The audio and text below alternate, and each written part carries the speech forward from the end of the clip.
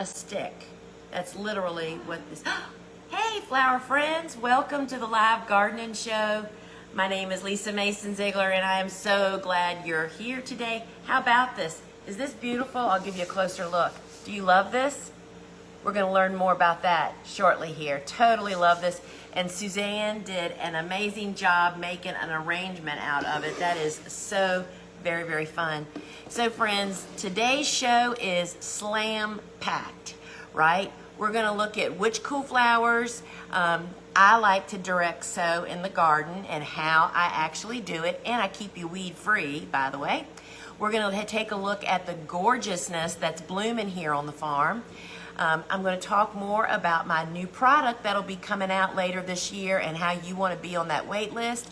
And we have a back in stock flash of a product that we've just gotten back. Susie Q will be doing the Bouquet studio.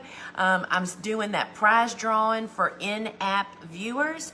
And as always, I'll be doing a live Q&A, answering some of your questions at the end of the show. And if you'd like to submit a question for that, in the comments, just put @Lisa and then type whatever your question is. And one of the team members will gather those all up and feed me a few. And friends, we want to thank you guys so much for sharing the word about our live gardening show. We have new people all the time, and we know that is because of you guys. And you know, you can actually share the show right now with your friends. It's that share, that button with an arrow pointing up down below. You can hit that, send them a message, and they'll know that we're here, and you can invite them to come on over. Now, you know, this app does not talk to our website at all. They don't play very well together, y'all. So we need you to really take a look at your account here in the app and be sure that the email address and the phone number is correct, because if we have to ship to you, we need that information, and we can't move forward without it. So check that out. And remember, here in the app, when you order seed packets only, the shipping is on us. And so that's pretty cool, right? And then we also have a cap over here on shipping, which is $11.95. Doesn't matter how many different products you purchase, you just pay that $11.95 once. And we do ship to all 50 of the United States with no international shipping available. Now, friend, if you just happen upon us on social media right now, I'm so glad you're here, but I'd like for you to know that we do have a phone app which just takes your experience in the show so much levels up, right? So it's free. And when you're inside the app, you can do things like participate in the giveaway that I do. You can carry on in the comments with the other live viewers, which is always really a lot of fun. As well as you can do things like watch replays, build a favorites list, and just be inside with other folks. Now, it's free, and to get it, you can just jump over to your phone's app store and search Gardener's Workshop.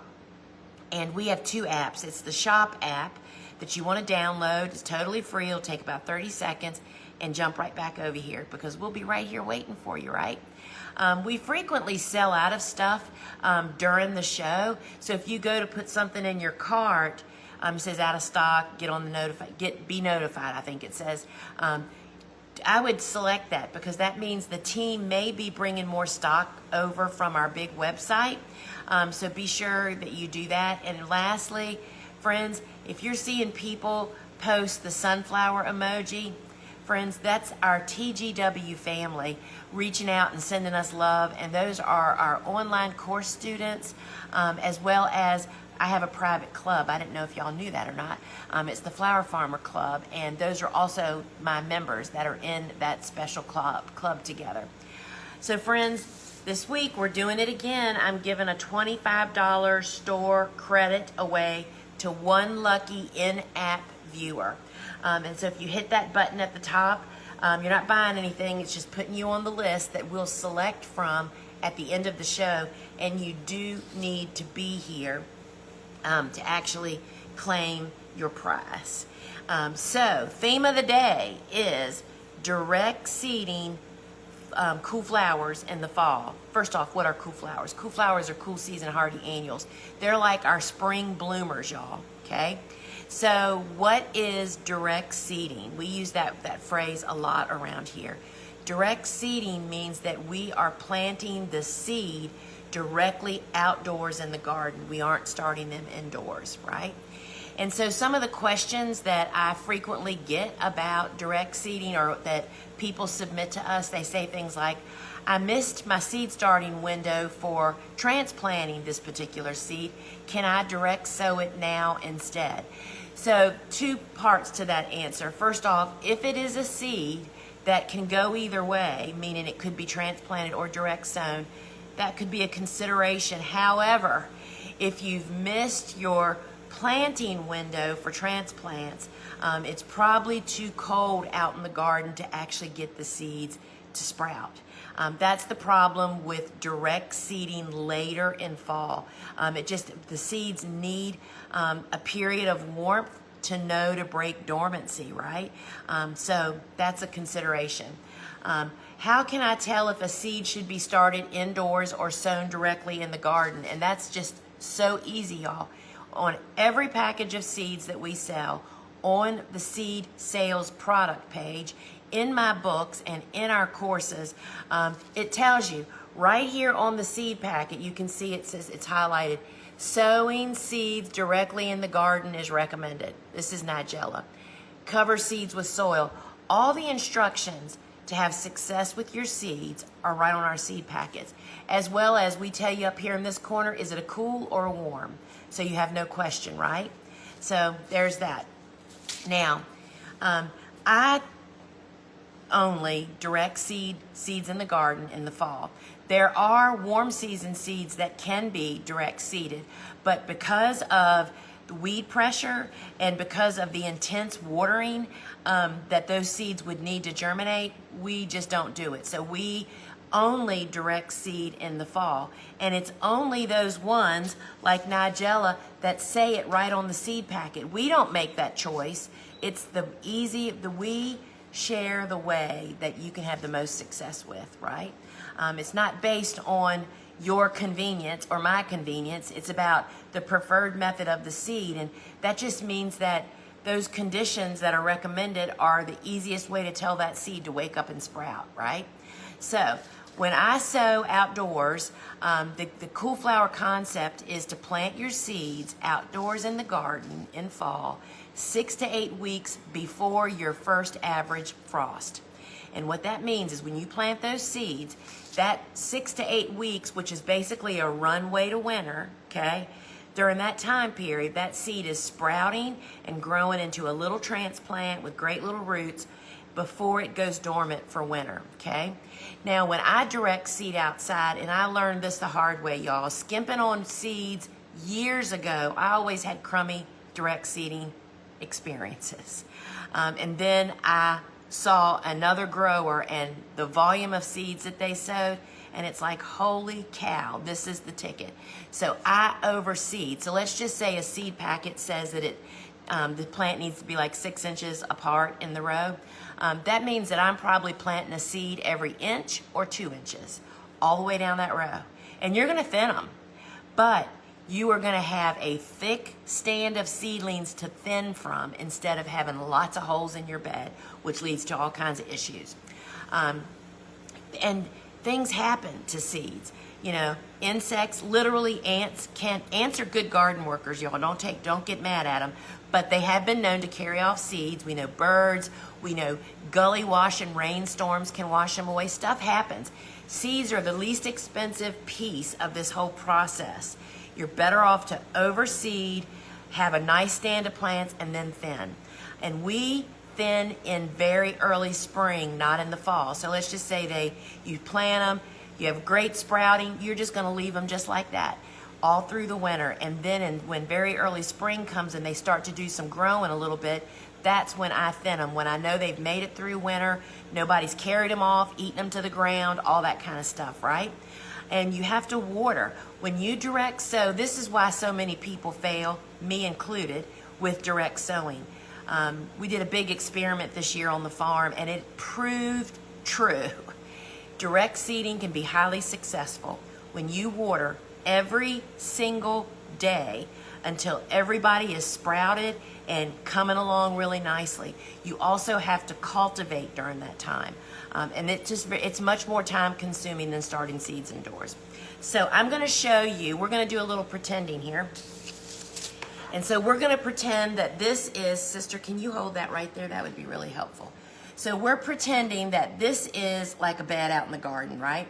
And I'm going to show you, I use our Japanese hand hoe because of this point right here. I also use our stand-up hose, which I'll show you that in just a moment here.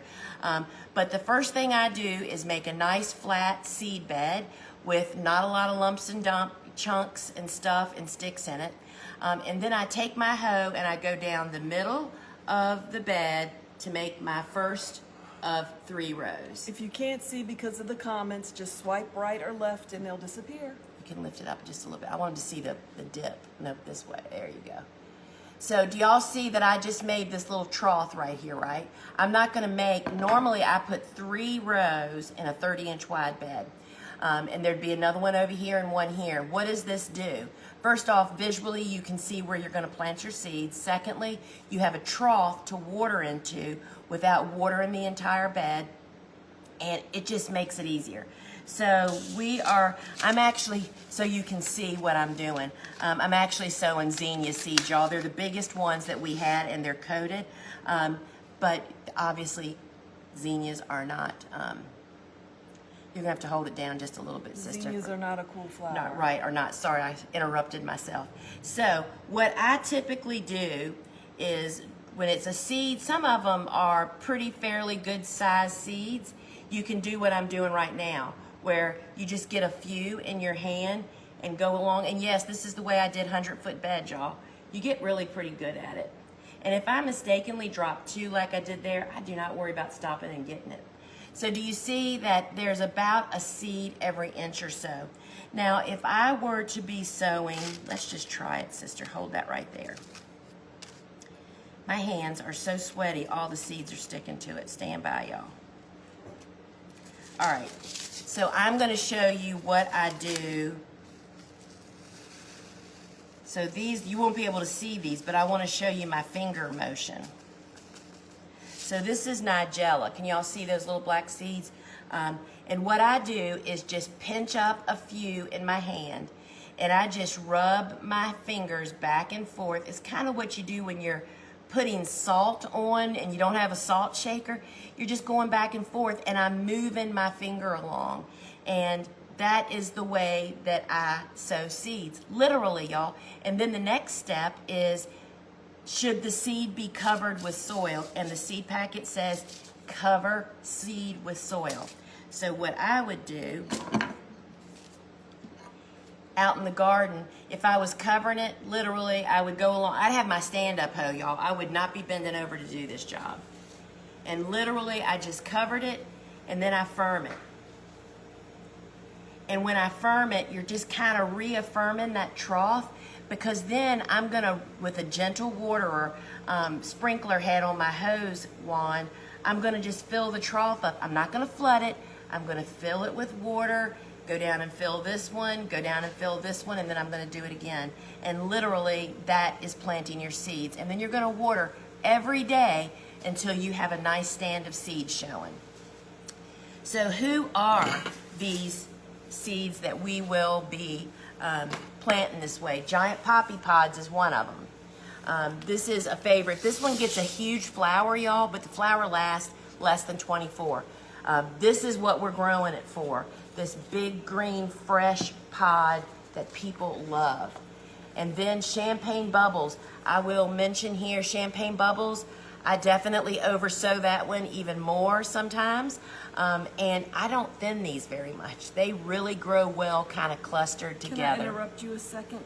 This is the deal of the day. Oh, I skipped right over the deal of the day, y'all. All the Cool Flower seeds are 20% off. We did this a couple weeks ago, and y'all, you just blew me away, and a couple people missed it, so we have brought it back for you, and you know who I'm talking to. All right, friends, Iceland poppies, they're one of the earliest flowers to bloom in my garden. Totally love that one. I mean, we're talking here in my fields, end of March, early April. So again, tell us, how do I know which seed needs to be direct seeded? So again, I need those seed packets. It's right on your seed packet. That's how you know whether a seed gets sown directly in the garden. It's right on our seed packet. It's in my books. It's in my courses. And if you don't have any of those things, you go to our website and go to that seeds product page. It tells you right there on the product page. And giant poppies are direct seeded, And right? all of these, everything I'm showing you right now are the things that I direct sow, okay? Bells of Ireland, y'all. That's the secret. Direct sow them. And then this is one of my favorite larkspur. This is Smoky Eyes. It's white with like just a blush of purple on it. It's really, really pretty. Larkspur is the first direct sown seed I ever planted 100 years ago, right? Buplurum, y'all. Buplurum loves to be direct sown. That is probably one of the best bouquet fillers, wouldn't you say, sister, for spring? We love that stuff. And then this is Atriplex. Atriplex is in the spinach family. You got to protect it from the deer, but look at those seed pods. This is an amazing filler. People are always asking me for fillers. That's why I always try to point that out. And then this is a favorite, Orlea. It actually says in the Cool Flower book to start this inside, but I totally changed. Direct seeding is definitely better. And this is a really in demand, that white umbel kind of look. And then who doesn't love to grow dill, y'all? Dill is, again, all of these are direct sown out in the garden. And then some of my favorites, bachelor buttons. This is Blue Boy. There are so many colors and mixes of this, y'all. The secret to growing great bachelor buttons and to make them work for you, not you work for them, is you only plant 5 feet. People overplant, then they can't keep up, and it becomes a mess. This is a significant color to have available in your garden. And this is one of our favorite spring flowers. This is corncockle or agrostemma, and I call it the Cosmo of spring. This is a long-lasting, beautiful cut flower. Really love it. And then, of course, this is the seeds I was just showing you. We have several colors of Love and a Mist. This is Nigella. This is Miss Jekyll. Which one is that? Light blue. Friends, you cannot have enough blue flowers. And speaking of blue, Chinese forget-me-nots. Look at them. And when you fall plant these in direct sown, they get so tall, y'all. And lastly, soapwort, Saponaria. And this comes in pink and white. Just another great filler. We just love them all. So I'll just say again that, you know, I mentioned that you can find out which way a seed prefers on your seed packet, but it's also in my books, right? And let's see what Susie has marked on page 48 and 49 of my book. I show you exactly what I just showed you. Here is pictures and the instructions right here in the Cut Flower Handbook. And then the back part of the book, which has all the flower profiles, tells you again the preferred method, the pros and cons. And you know that the book, this book features 41 different cool season hardy annuals. Plus, when you get the book from us, we include the PDF download link to download the flowers that didn't make the book, and they didn't make the book only because there wasn't room for them, y'all. And Susie's tip is that when you print this at 85%, look, y'all, it's the same size as the book. It's got the same format, and you can just keep it right inside your book and not have it get all messed up. I would love to sign one for you. Those books are $30. And then we have the book that started the whole deal, y'all, Cool Flowers. And so this is, if you are not familiar with growing cool season hardy annuals, which are these spring bloomers, y'all, this is spring in a book. This is the book to start with. And she says in here, yep, sure enough, look in here, another picture with younger hands. Can y'all tell I was about 20 years younger? And this tells you everything you need to know for planting seeds directly in the garden, as well as has 30 flowers. But this is like the first baby step. This book comes with a free video book study when you get it from us also.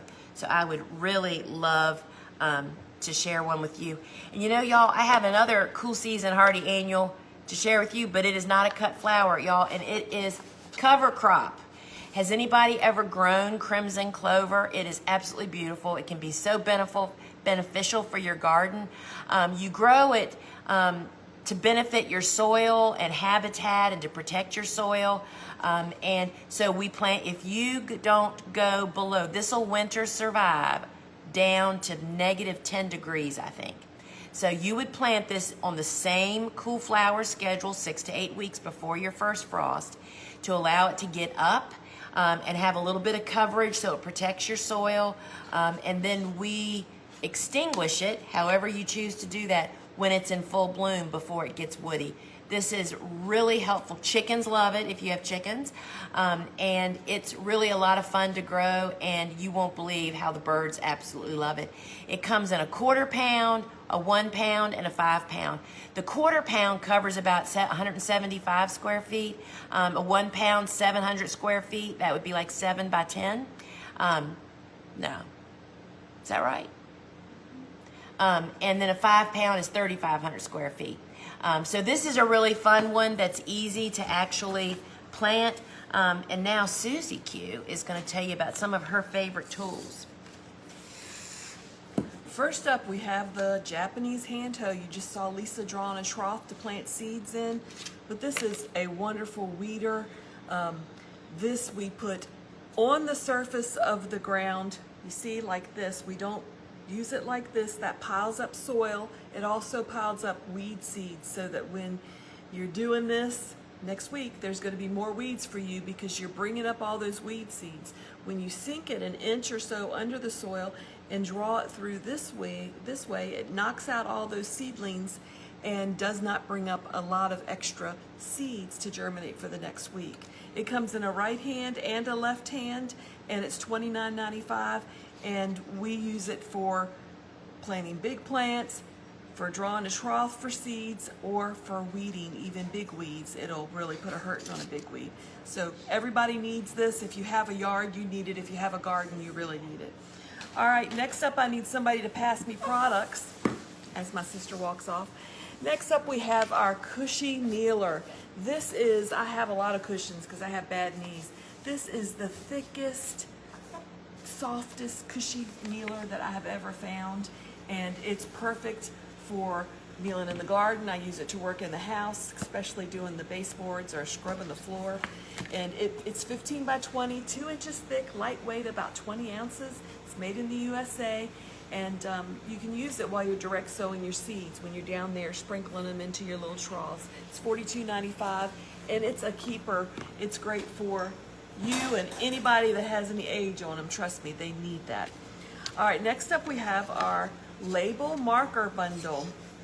Now, the most important thing about direct seeding seeds, you have to mark them. You think, oh, I'll remember what that is. Wrong, you will not. So you have to know what it is. This is what the marker, let me turn it right side up, looks like when you write. It comes with this garden marker, and it writes pretty thin, and it stays. It's made to be out in the weather, and it won't wash away like a Sharpie will. And this one, you get all different sizes. You get, what, 12 inches and 18-inch ones, and it'll just help you keep track of what you're planting, so that when you go back later and try to ID them, you'll actually have a clue as to what's there. And Lisa's going to tell you about our insect netting. So I can already know that the question that we're going to hear is, which should I cover my direct seeded cool flowers with? Row cover or insect netting? And it all boils down to, what are your temperatures like? If you're still warm, like we tend to be here in Virginia, then I would rather cover with insect netting, because it allows the heat to escape. You don't want to overheat, right? They need coolness to actually sprout. But if you're in an area that is already having cool temps, then certainly use row cover. What the covers do is to prevent birds and varmints birds from carrying your seed off and eating them, and varmints from rooting around in your beds and just dislodging those. So the insect netting is 6.5 feet wide. You can cut it to fit whatever size you want. I love this stuff, y'all. It's stretchy, like a pair of pantyhose. It's more durable than row cover, and it comes in a 20-foot, 50-foot, and 100-foot. The 20-footer is like the perfect home gardener size. It's 6.5 feet wide, so you can use it on hoops. You can use it flat in the garden. So this is not as light as floating row cover as far as using it without hoops. If seedlings sprout, they're not able to push this up as readily, so you kind of have to use your judgment on that, but using it with hoop resolves all of those problems. So we brought a special kit back out that we made last year because it was such a popular one, and it's called the Cool Season Garden Kit. And what it has in it is a 20-foot row cover, and that's 6.5 feet wide. It also includes a 10-pack of the anchor bags, which you just fill with either soil or gravel or sand or whatever to hold your row cover down with. And then it also comes with our Cool Season seed collection. And these are 6 seeds that are direct sown out in the garden. It comes with a little planting diagram as well as some additional instructions inside. So the whole kit bought separately is like $50.85. It's available in a bundle for $44.95, and it's like this would be a great way maybe to get introduced to Cool Season Hardy Annuals, and it's some real beauties. Now I'm going to show you how I hoe, y'all. So which one are we doing first? Razor.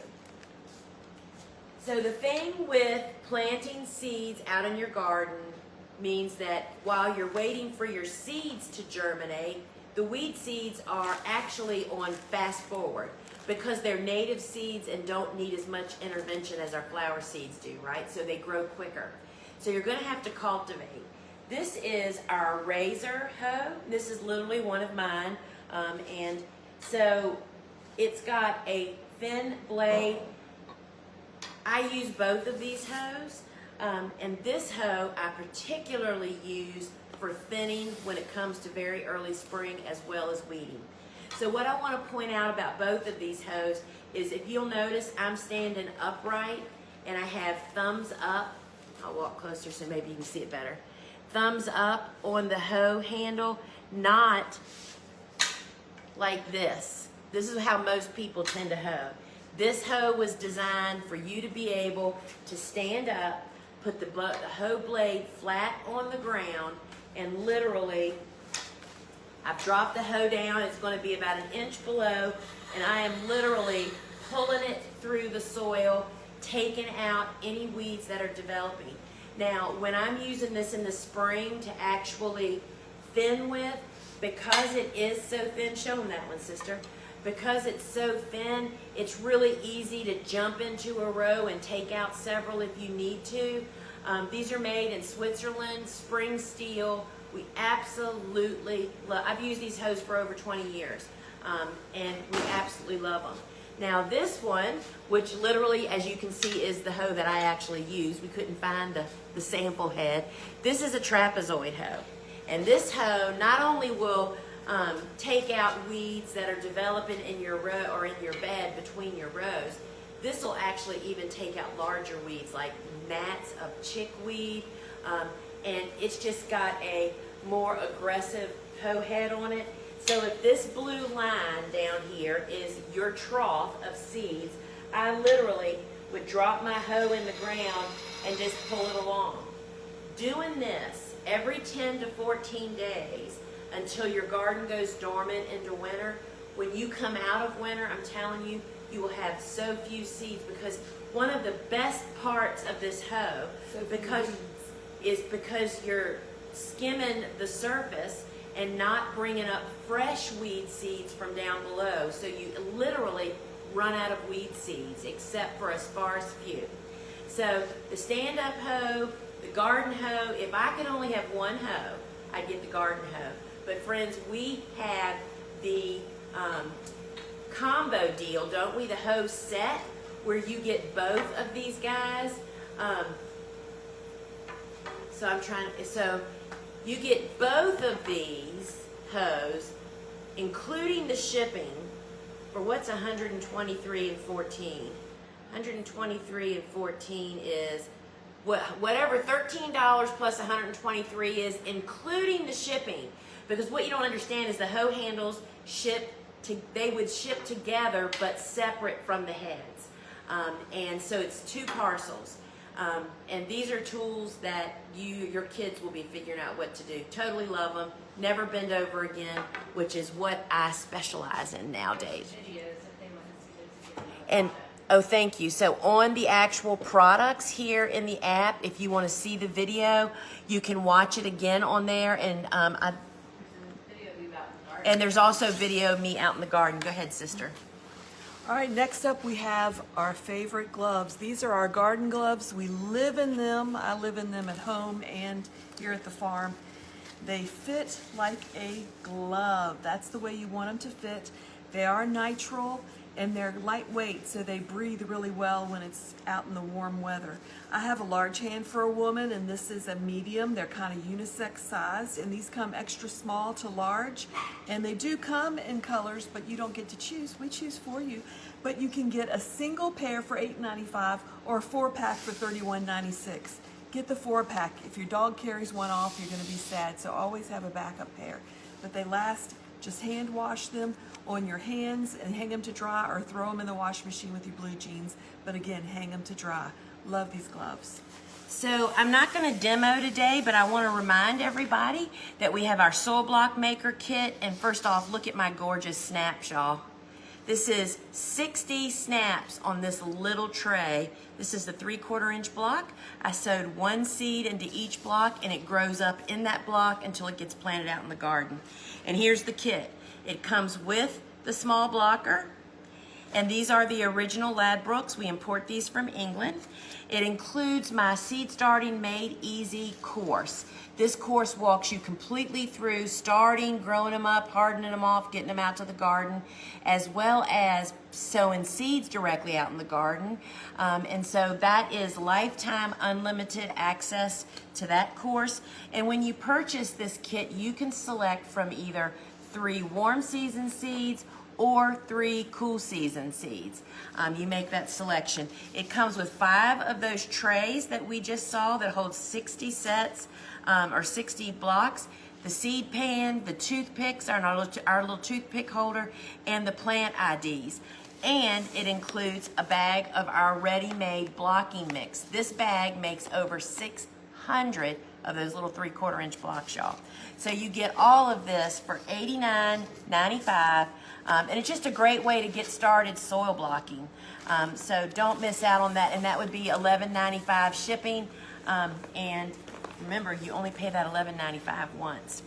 So this is probably the biggest part of the secret to how we were able to grow our farm with not as much labor. And this is the biodegradable film. It's called mulch film. Anything that covers the soil, y'all, is considered a mulch. This is the biodegradable film. It's black on one side and a light color on the other. You use the side up depending on what your temperatures are outside. When we make fall planting beds, we make it with the black side up so that the solarization benefit is applied all winter long. And so this is so easy to plant through, y'all. Literally, you can just pop your finger through it. But we make this, it blocks light from getting to the soil surface. And we plant transplants. We do not direct sow into this. It's 48 inches wide. And it comes in a 20-foot piece, a 50-foot, and it also comes in multi-packs, and a 100-foot. And so I will say that this was probably the biggest leap for our farm, was eliminating so many of the annual weed seeds from being able to sprout. So check those out. And reminder that we are giving away a $25 store credit today, and you have to hit the button to get on the list, and we will select that from at the very end. And now, friends, we are going to, we're going to look at the Bloom Saver first. So this is our back in stock product, and this is the Bloom Saver, which you guys, we call it it's a flower caddy, and it's back in stock. We did already, what we have available is posted. And we know we had a wait list that just got notified. So this is really, we use the heck out of this thing. It's lightweight, makes it so easy to take it out to the garden to harvest. It's great for carrying flowers in the car. Made in the USA, and it's $61.95. These are 6 or 7 inches tall. Totally love it. And this is a preview of Suzanne's flowers she's going to do at the studio. And we often go to garden club events, and all of the ladies are bringing their flowers in their garden flower caddy, bloom saver, and they take puffy paints and write their names sure and do. decorate it to so they can tell theirs apart from the other ones. So these are a lot of fun, and they just really make it easy to move your flowers around. So next up, I'm going to do my little flower bouquet. So today, first off, I want to show you and talk about how I made this. This is pumpkin on a stick. And you can see it's in this cute little container.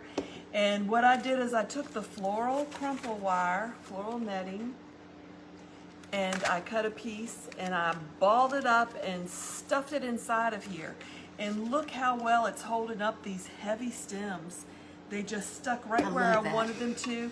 And this is so cute. Can you all tell I want fall? I wore my fall shirt so that we can invite the cool weather. I'm ready. It's very humid outside here today. But these pumpkin on a stick just really put on a show, and the floral crumple wire makes it easy, especially if you don't see through the container. So next up, I have this. Isn't it precious? This came from my mother-in-law's house when we were cleaning her house out. My sister spotted this, so we got it, and I'm gonna make a little fall arrangement in it. It's just the most precious little coffee pot. And let me put this down a little bit so you can see what I'm doing. No, I took it out, but I'm not gonna put water in it. I'll put water in it after we're done. So my inspiration was a bucket with the coxcomb and the frosted explosion. So this is the frosted explosion, and it is just the most incredible thing. My customers love putting this in a bouquet because it looks innocent right now, but every day it grows a little bit taller and the little things get bigger, and by the end of the week there's like a halo over your bouquet, and it's just so much fun to watch. So we love this. Let me get the rubber band off here so that I can use it. And when I saw these little coxcombs, which were just wild growing out in the garden, we don't have the seed for this anymore. It just, the colors of the pumpkin on a stick just really inspired me, and I wanted to do a little something with this. And then Susie suggested we put peppers in it because that also brings out what's going on in the pumpkin and the stick. So again, when I'm making a hand bouquet, I try to hold the flowers low. These guys are going to be a little short, which is fine because I need to cut this off to fit in my container. I want it to be about that high. And I'm just going to keep on adding some in, go around and add in. We'll put a pepper in. And for fun, we're going to make the peppers stick up because they're the show, right? And I had a bonus pepper that had 2 on a stem. I love that the greenery foliage is still on the peppers. That really helps add to this little arrangement. And we're just going to hold the blooms at the stem. I'm going to hold them low.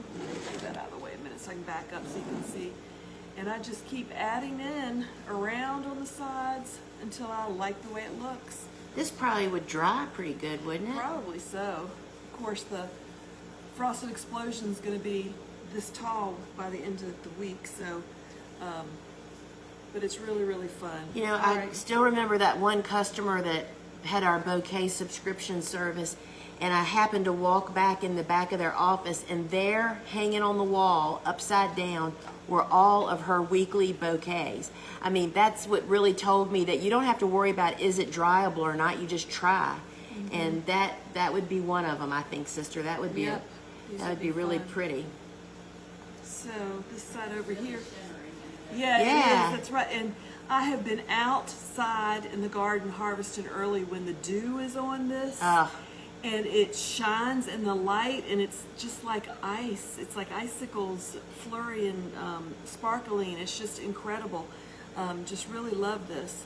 So let me go ahead and put the rest of this stuff in here. Some of these I've already exploded a little bit. You can see how far they've come. And so we're just going to cut this off and stuff it in this little container. And that's my favorite, stuff and go. That's the easiest, especially if you have a bunch of flowers. You know that one of our most busy florists that we sold to, that was literally his motto too. They stuffed vases. You know, if you're generous with flowers, it makes it beautiful. Ah, how pretty is that? See how precious is this? And I would sit this on the table or on a little shelf or something, and then I would simply, prop that up so you can see it's a little teapot. But don't be afraid to experiment with different things. I just had, my husband had an officials meeting at my house, and I just took coxcomb and stuffed some plumes in it and a couple of hairy balls, and it was gorgeous on the table. They couldn't believe they were alive.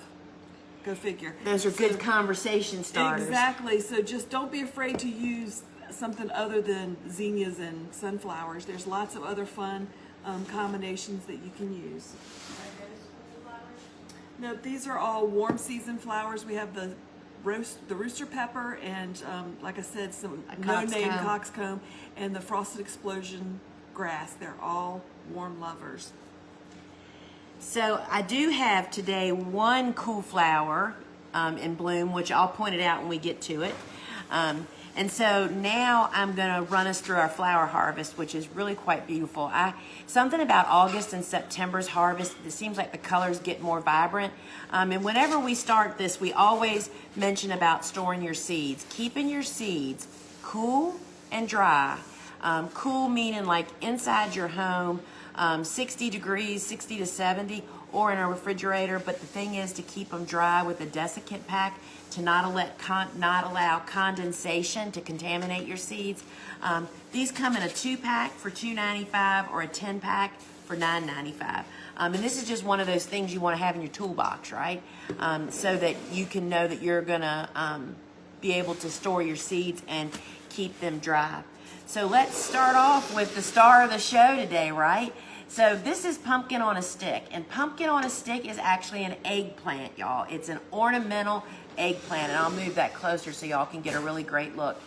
So the green is how it starts out, and then it ripens to this orange color. The goal would be, as whether you are a flower farmer or somebody that wants to grow this for your own personal enjoyment, is to have this happening in October. And on all of our seed packets, as well as how do you start it, it tells you how many days to bloom, right? And so I think eggplant's pretty quick. I think it's like, I'm guessing, y'all, 60 to 70 days. So this would not be a first thing out of the gate planter. This would be more like a mid-season planter. I love using it green earlier in the season if we have enough, and then to sell straight bunch. If you're at the farmer's market or at supermarkets, people love buying this booger. So that is pumpkin on a stick. Now, you know, I'm going to show you which are what we consider our just real cash cows. And those are our zinnias. And why is that? It's because people absolutely love zinnias, y'all. And we're starting off with more orange. This is the Benary's Giant Orange. And they're beauties. And then we have the purple. Look how pretty that is, y'all. These are all, I'm showing you individual colors this week. They come in a mix. #1 seed that we sell for all these years. This is the way I love to cut it before it has the florets like that in it. I like it when it looks like this. So that's purple. And then this, oh, we should compare these. This is lilac. And this is just lighter. Look at it compared to purple. See the difference? It just really depends on which you are looking for, darker or lighter. Now this is, I think, one of the last colors to have come out. This is deep red. Look at that. And it's dark, y'all. See how you can barely even see it? That's what it does to bouquets. So this is one that I only grow in the fall. And it's really, and these are all Benary's Giants. And then this is another one. This is wine. And wine's a little brighter, but it's still a dark flower. You learn this when you start making massive numbers of bouquets and realize how beneficial it is to have light, bright colors. And then this is the one you want to have a boatload of for 4th of July, y'all. This is the Scarlet Red. And this is just another great, I mean, look at that. They're honkers, y'all. They're just absolutely beautiful. Then this is a really popular fall color. This is salmon. This is one I could never grow enough of. Look at that, y'all. Look how pretty that is. This is just a great color. And then this is coral. I'm going to compare them. This is coral. And I'm going to compare all these together. So that's actually not coral. Sorry, y'all. This is, are we on coral? We're on carmine. Okay. This is coral, and coral is more of a fluorescent-y kind of color. This is a favorite. Look at this one, y'all. I just went out and got that one. How beautiful. So that's coral, and this is carmine. I used to tell customers carmine is like watermelon color, or a bright Pepto-Bismol.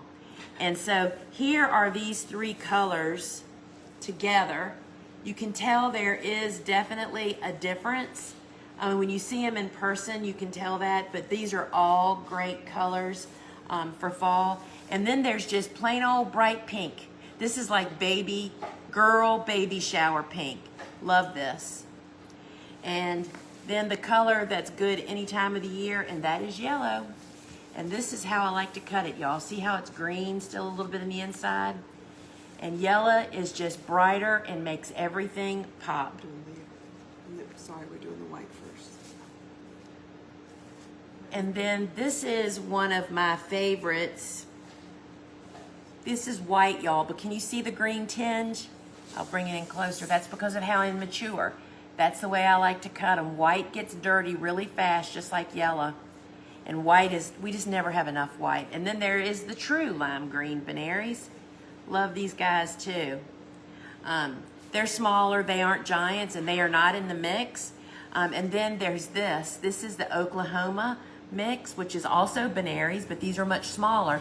But they are still totally double, y'all. Love having that variation. And we also have the pink Oklahomas.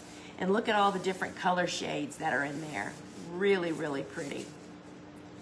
And this is the best fall zinnia, y'all. This is I call it Zowie Wowie. It's Zowie, and look at those colors. This is definitely the butterfly favorite. Really, really love this one.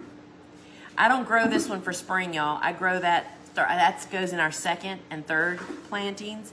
And then this is Uproar Rose. This is not a Veneris. This is a color that's not in any other zinnia I've ever grown. It's fluorescent. It's incredibly productive. It's just a great magenta, bright color. And y'all, wait till you see. These cactus zinnias each week are just getting better and better. Look at these colors. Look at that soft yellow and this blushy color. It has so many ranges of orange. Cactus zinnias, their petals, see how those petals? That's a perfect example. See how the petals are frilly? Some people look at that and think it's an old zinnia. But then there's the rest of us that say, oh my gosh, look how gorgeous that is, and it adds texture. I have come to love these giant cactus zinnias. And then there is an Inca cactus, which is the orange, and see how frilly she is? And you can see that there's a variation of the different colors of orange. And so that's a really cool, that would be great for fall. And speaking of fall, y'all, look at these. Look at this one. I bent this one yesterday. That's why he's in the middle. See how I broke him yesterday, but I had to keep it. Look how big that queen is. Y'all, this is the most amazing mix of zinnia colors. And for fall, there's nothing like it. It's with the burgundy coxcombs and plumes, totally beautiful. And all those colors are available individually. This is the lime green queen, which is a little bit smaller, but she's still powerful. And we do have, this is the queen lime orange. And they're just great for fall, right? And you know, in my book, I would save these through for late summer and fall to kind of have a new thing, right? Especially if you're at markets and stuff or doing bouquet subscriptions. And then friends, what would the week be without our sunflowers? We're still having our weekly sunflowers come on. This is the bouquet mix, which is 4 different oranges, so you get a vast variety. Sunflowers in fall, people love them. We love them. Now this Cosmo time, y'all, Cosmos are back. This is the double click mix. There is also white and a solid pink. Well, there's solid pink right there. And I have learned, y'all look at that. Oh gosh, I have to pluck this off so I can show you. Look at this bloom. Holy cow. Look at that. We have to all baste in this. You don't get them like this often. You know why this is so much better now? Cosmos perform best when the days start getting shorter and they get their adequate rain, but not too much. That's bicolor violet of the double clicks. So this is double clicks and sunflowers for the fall and a boatload of cosmos. This is afternoon white, and these blooms have that bright yellow face in the middle. I do love this one, and actually this is a double click white. This should have been in the other mix, but that's what they look like. They're just as beautiful. Now if I was planting for butterflies, not necessarily for cutting, this is the mix I would grow. This is Sensation Mix, and it has a lot of singles, which typically don't last as long in the vase, but butterflies and hummingbirds love this. This is one you're gonna have to mark on your calendar in the middle of the summer to plant a boatload for your fall garden. And then this is my favorite white one now. It used to be afternoon white, but this is fizzy white. And see how it has more petals? The more petals a Cosmo has, in my experience, the longer it lasts in a vase. So that is fizzy white, love that. And now, y'all, I wish y'all could smell this. This is our new basil that'll be coming out. If you're on the wait list, we'll let you know as soon as it's packaged. This is the Everleaf Lemon, and why we love this is it's late to develop a bloom, so you can truly use it as foliage. Then there's our good old standard Miss Burns Lemon. This is the #1 requested basil. Smells like lemon, y'all. And it's a light green color. Because when you look at this one, cinnamon, which is great for fall, but it's darker. You know, we just really started limiting the number of dark colors we use because it can quickly make your flowers look dark. Love that one. And then this one doesn't have any blooms yet. This is Cardinal, and you can just tell the leaves are bigger. It's all about what are you looking for, and this has the classic basil smell, you know? And then here's our Purple Majesty. You know, how much of this could you sell in the fall with sunflowers, y'all? I mean, a little pumpkin on the stick, a few peppers, you'll be in business. And then, and then that frosted explosion grass that Susie Q used, I want to say this because whenever, I don't typically post much on social media about frosted explosion because people give me all kinds of like, I've got that growing out in my yard. You know, it is not the same, y'all. I'm telling you, when you see these plumes in person, they have these little heads on them. It makes them glimmer. That's why it's called frosted explosion. You have to experience it, so don't miss out on that. Don't think it's the grass growing in your ditch, because it is not. And then, friends, we always need blue flowers. Spring, summer, fall, whenever you've got them. Blue horizon. We continue to actually succession plant that. And so here's our pepper, and I want to show you why, you know, we have this seed grown for us. And what's so different about them? So the problem with peppers is typically the pepper fruit is peppered along the stem. That is not the case with these. You can very quickly and simply strip this to expose the fruit, which is what we're all about. So the rooster pepper is a seed that we don't have unlimited quantities of because it is grown for us. And when it turns red, so we use them green, fresh, and then I made this last year. This is them once they turn red. The person that saved that seed from being extinct, Kathy Jones, of Periwinkle Farm in North Carolina. Her description of rooster peppers is cash cows. She makes so many wreaths in the fall that she sold at farmers markets. That's pretty amazing.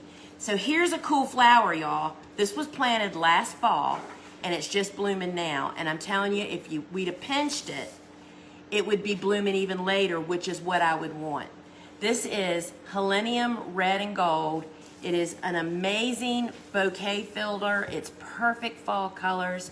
And it could be a perennial in some places, but it is not a long-lived one. So we just plant it every fall to ensure that we have a boatload of them.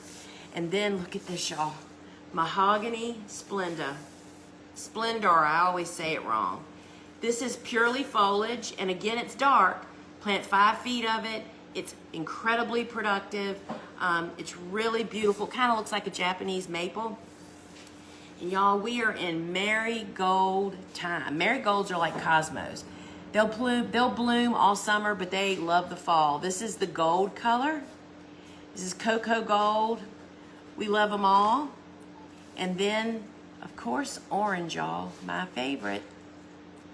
And the brightest and lightest, and if you don't like the smell of marigolds, or your customers don't, it's the foliage, y'all. It's not the flower. And this is how I like to cut it. See how it's still green inside? This is the best color. You can just strip the foliage and they will take the smell away.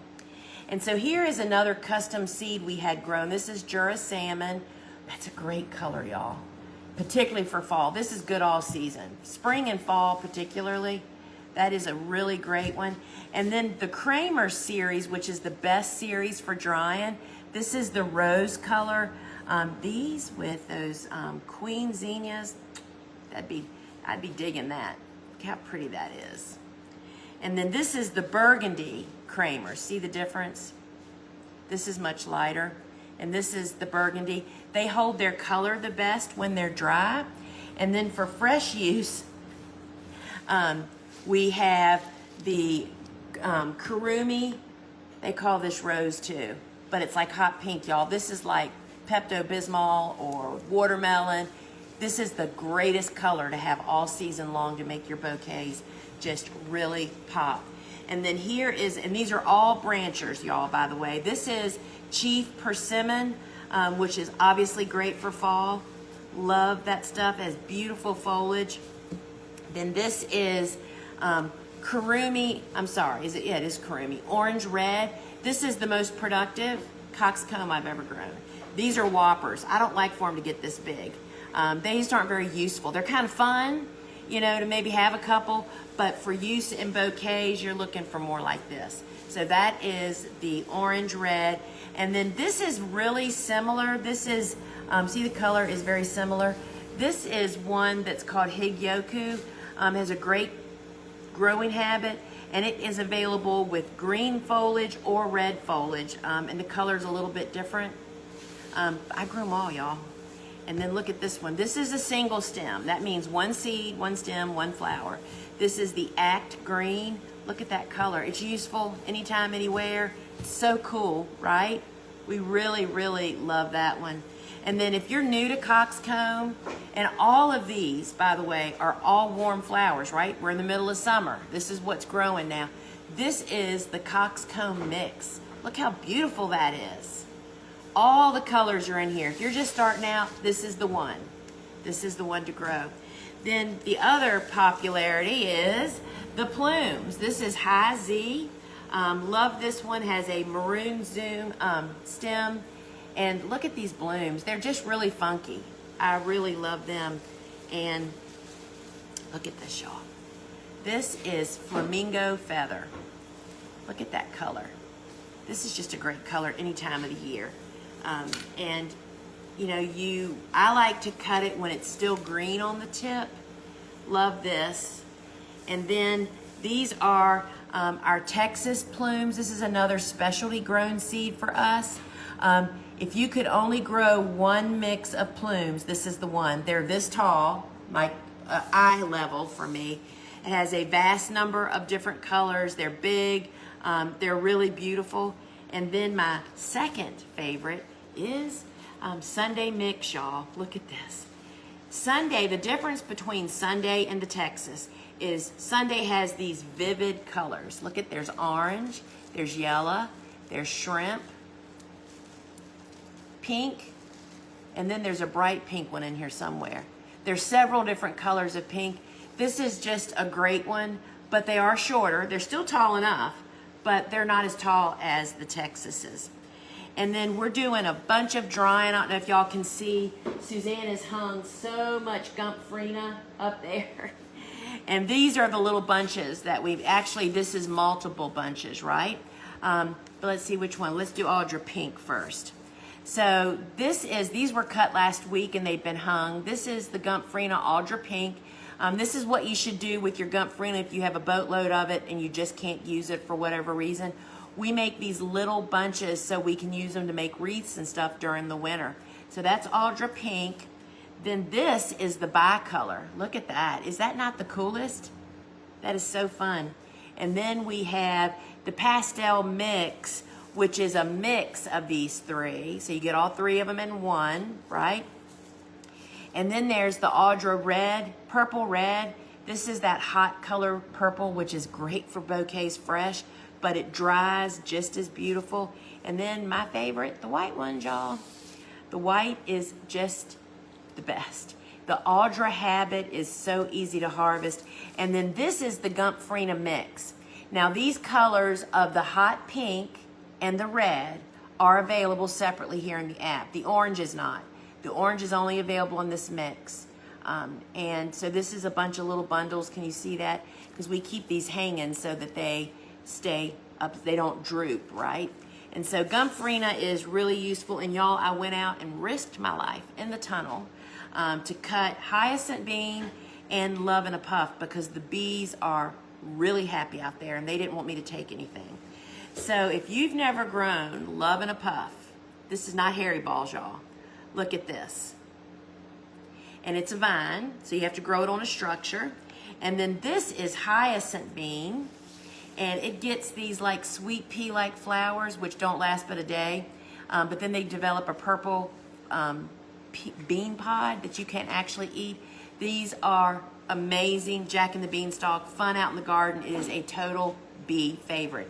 And remember, we have a free course for you inside our Learn app on how I built that trellis tunnel. So you just go to your app store, search Gardener's Workshop, and download Learn, and it's in there waiting for you. All right, so remember, first off, I want to say we're going to do the Q&A at the very end. Stick around for a few more minutes. I just want to remind everybody that you can find over on our big website, thegardenersworkshop.com, videos, blogs, our podcast, all those seed descriptions that I was telling you about, they're over in our, go to the shop, go to seeds, and go to cool. There's a whole category of cool seeds, and each one of them will tell you everything you need to know and how you need to start it. And remember to check out our Field and Garden podcast, which I host, as well as Seed Talk that I host with Lane. And I am hosting this week, right, for Ask a Flower Farmer. Yeah, I think I am hosting this week. And so 3 o'clock on Wednesdays over on my Instagram account, we do our best to answer some of your questions. And remember, meet us back here next Friday. I won't be here, y'all. Susie Q and Susie are flying the ship. And you're not going to believe the theme. Christmas in August, gift ideas for you early shoppers. And it's so true. And you know, Suzanne is such the one to do that. You know, we did we traveled all over this country and did shows for years, y'all. Yeah, it's unbelievable to even, that's a whole story in itself, right? But anyway, we knew what people came back and bought year after year, just as great gifts. And that's what she is going to be talking about. So friends, we have a winner, and this was not rigged. Her name is Lisa. Lisa Wilson, if you are here, you are the lucky winner of our $25 store credit. Lisa, if you're here, give us a shout out in the comments. And as soon as the girls see that, they will drop a $25 credit right in your shopping cart. And I think you ought to get a bloom saver. And so there you go. And I have this great little spider that keeps popping up and down on my table here right now. So stick around for the Q&A, y'all. Lisa's here. Congratulations, Lisa. And the girls are dropping that in, so have fun actually shopping. And if y'all are heading out, thank you. And now we're going to hit the Q&A. When would you cast seeds directly in the garden after the 4 weeks from starting indoors? I don't understand that question. Do you? Okay. So I think I understand your question. So, you know, we know which way a seed wants to be started based on what the seed packet says, right? And when we plant cool season hardy annuals, which are all the cool flowers, is in fall, is 6 to 8 weeks before your first average frost. And you also have to consider what is your winter's lowest temperature where you are, and know what that seed's lowest temperature is, not the seed, the flower.